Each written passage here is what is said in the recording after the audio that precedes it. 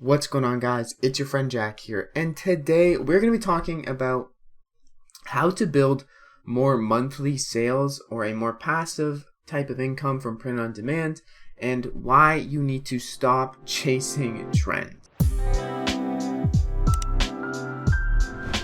So, not that trends are inherently the evil and terrible and you should never go for them, but in terms of building monthly passive income or more passive income than not, trends are not going to help you get there, to say the least. Really, you need to be building evergreen designs on your shops, and especially for places like Redbubble, TeePublic, Etsy, those places, trends will do well in some cases. Politics was a huge indicator that you can make a lot of sales in some very niche down trends of the politics niche, but from time to time, it's okay to hop on some trends, but the majority of your time should be spent on evergreen designs if you want to build a monthly passive income that kind of recurs somewhat every single month. However, let me preface this by saying you are still going to have to put in active work. Print on demand isn't really 100% passive because people do come up with new listings. People do add new products and designs to these websites, and you might have to,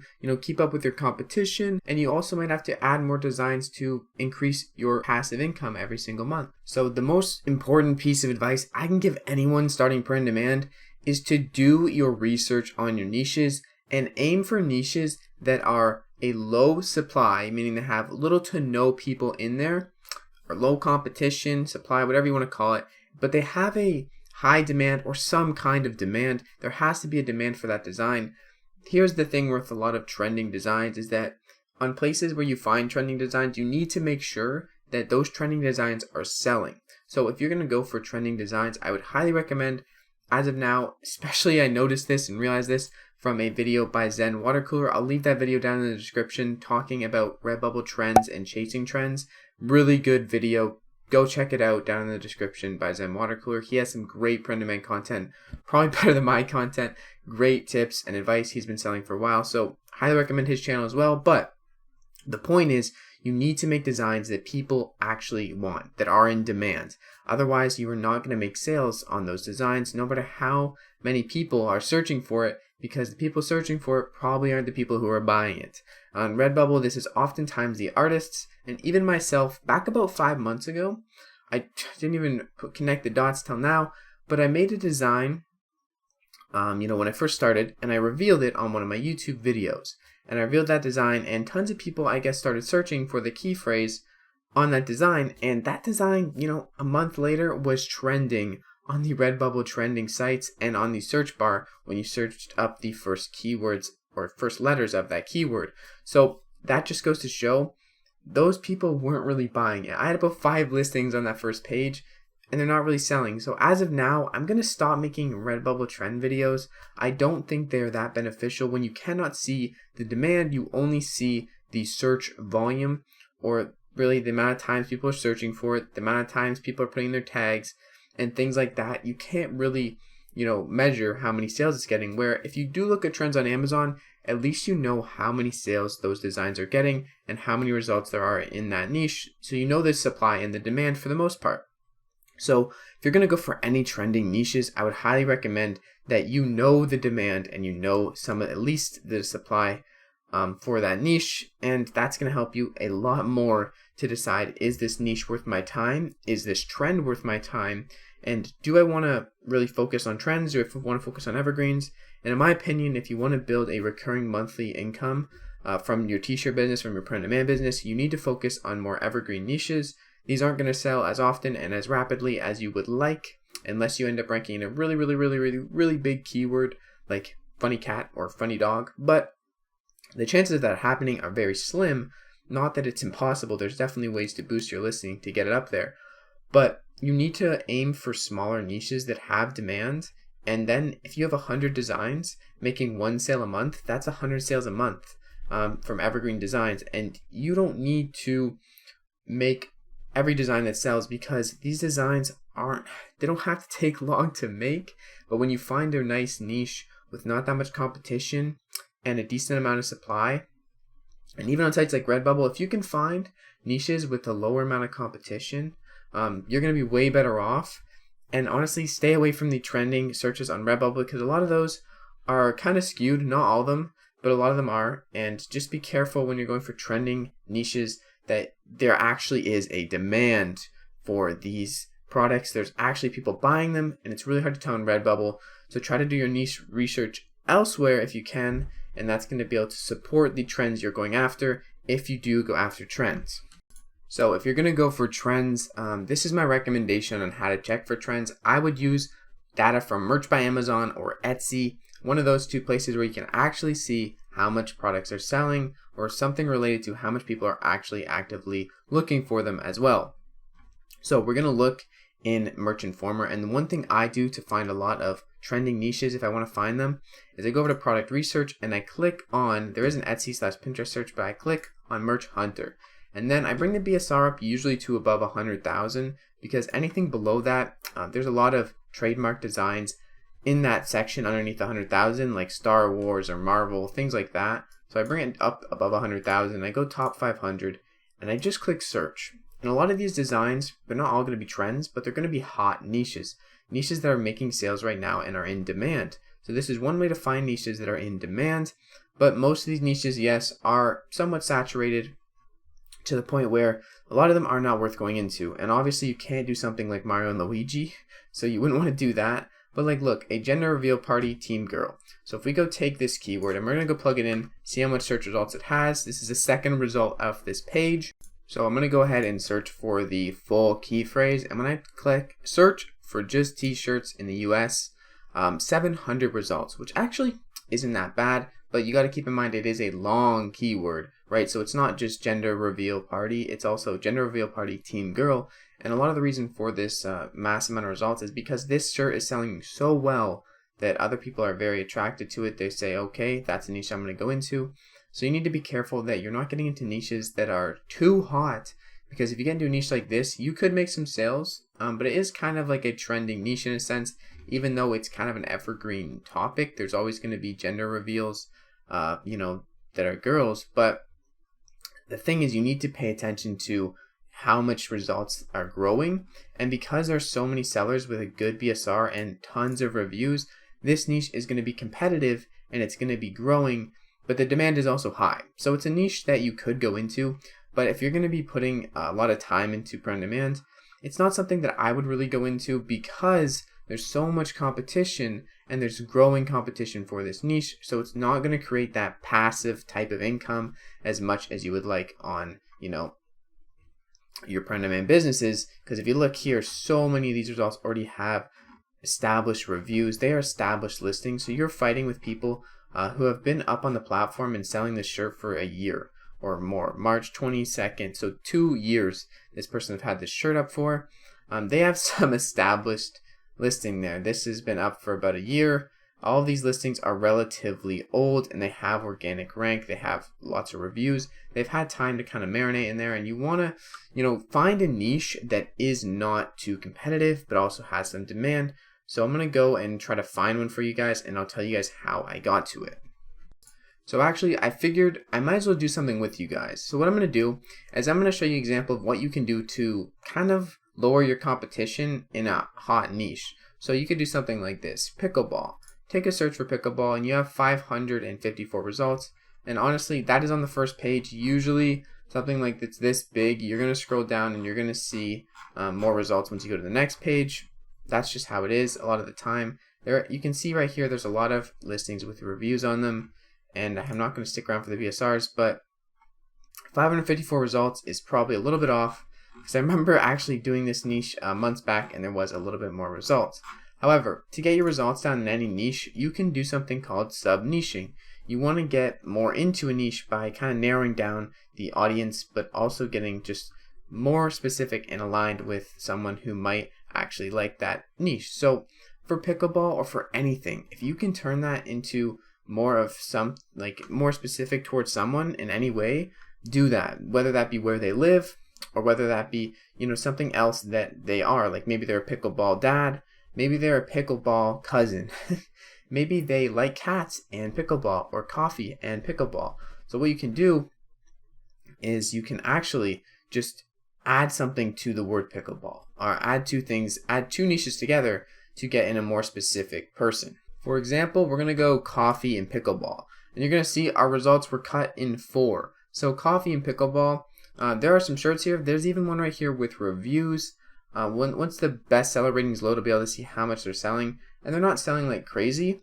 This one isn't really related to just coffee and pickleball, but here's the thing: if you rank for coffee and pickleball, those keywords, you also rank for pickleball, so you get kind of access to some of the niche that isn't really directly what you're targeting, and in a sense you get access to that big niche while being in a smaller version of it, because people who look up pickleball, there's a good chance if you make some sales on this sub niche, you're going to kind of rank in other niches or the big niche as well.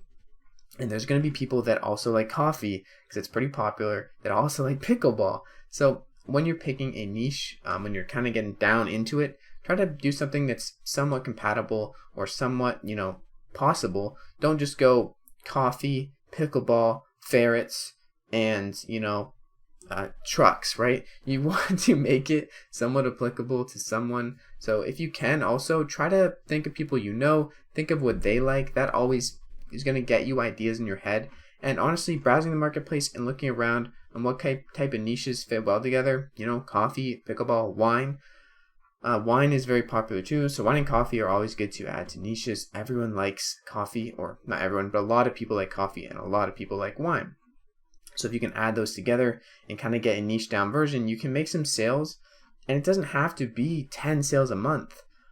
You just have something like this. This shirt's probably selling once every month, every other month, and it's just something that is simple, right? It doesn't have to be crazy.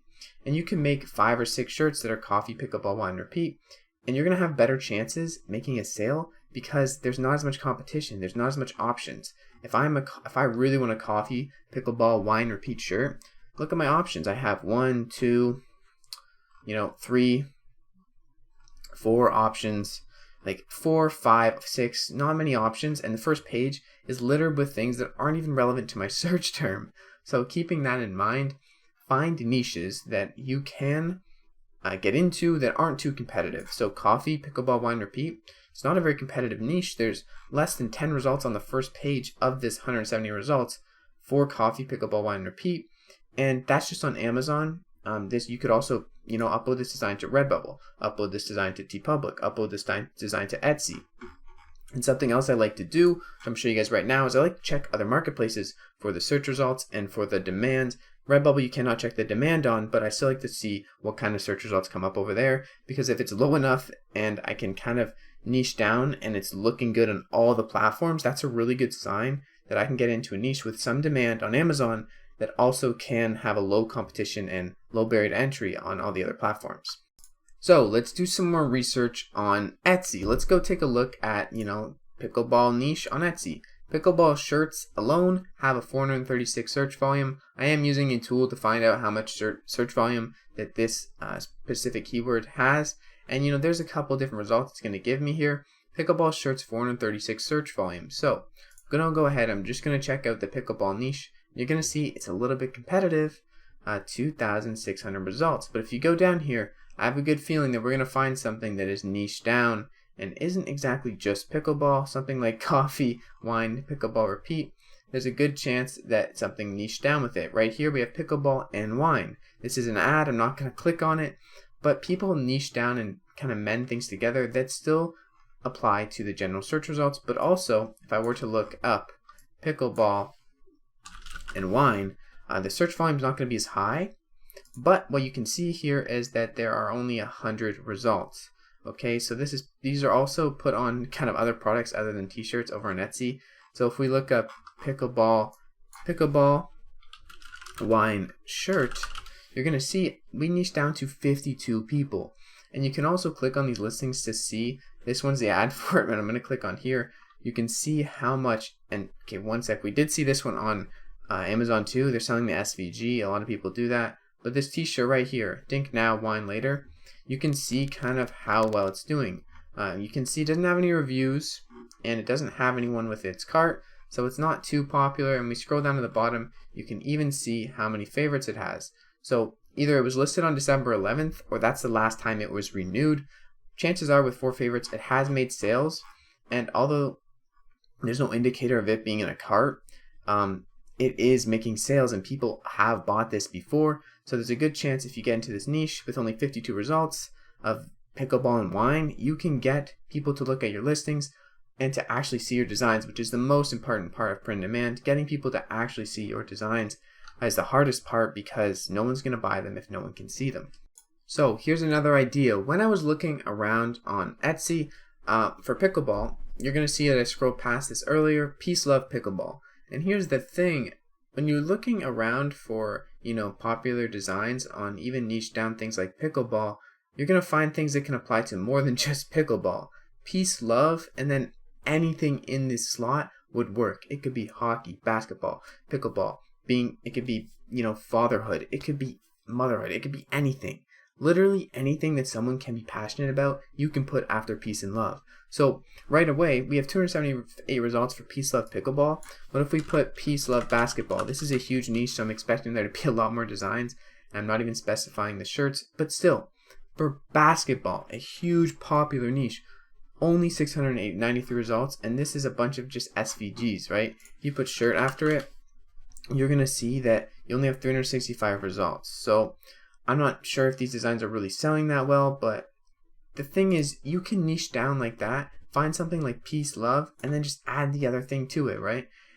You find ideas and you find a lot more things, and this shirt has sold, there's 2 reviews on it, so it's sold quite a bit. And you can go look down on the favorites. 16 people have favorited it.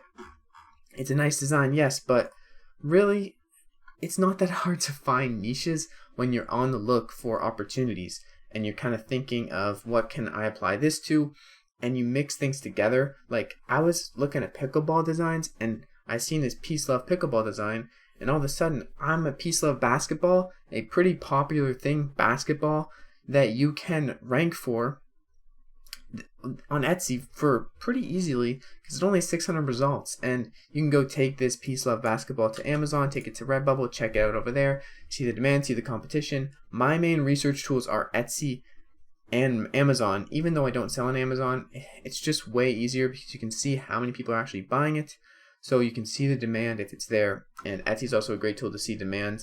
It's kind of like a mix between Amazon and Redbubble in my opinion, the Etsy research, but you can actually see if it's sold, if it's selling.